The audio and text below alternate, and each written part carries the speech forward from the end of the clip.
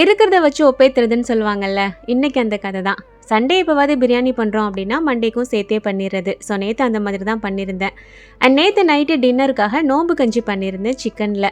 நிறைய பேர் நோம்பு கஞ்சி ரெசிபி கேட்டிங்க. ஸோ ஷூட் பண்ணுறதுக்காக பண்ணியிருந்தேன். இன்ஷால்லா வீடியோ சீக்கிரமாக போடுறேன். அண்ட் இன்றைக்கி காலையில் பிள்ளைங்களோட பிரேக்ஃபாஸ்ட்டு கொடுத்து விடுறதுக்காக ராகி பேன் கேக் பண்ணியிருந்தேன். கூடவே கொஞ்சமாக மிளகு பால் போட்டு குடிக்க கொடுத்துட்டு பேன் கேக் ரெடி பண்ணி பிள்ளைங்களுக்கு பேக் பண்ணியாச்சு. அண்ட் ஸ்நாக்ஸ்க்கு வீட்டில் ஆரஞ்சு இருந்தது, அதுதான் பிள்ளைங்களுக்கு கொடுத்து விட்டுருந்தேன். நோம்பு கஞ்சி பிரியாணி எல்லாமே லெஃப்ட் ஓவர் இருந்தனால இன்றைக்கி எனக்கு பேன் கேக் பண்ணுற வேலை மட்டும்தான் இருந்தது. காலையில் கஞ்சி அண்ட் பிரியாணி ரெண்டையும் சூடு பண்ணுற வேலை தான். ஸோ எலக்ட்ரிக் ப்ரெஷர் குக்கரில் வச்சுட்டேன். கூடவே பிரியாணிக்கு சைடிஸாக முட்டை வேக வைக்க வேண்டியது இருந்தது. ஒரே தான் எல்லாத்தையும் அதிலேயே வச்சு வேலையை முடிச்சிட்டேன். அண்ட் எல்லாம் ரெடியாகி வந்ததுக்கப்புறம் முட்டையை மட்டும் லைட்டாக மசாலா ரோஸ்ட் மாதிரி பண்ணி பேக் பண்ணிட்டேன்.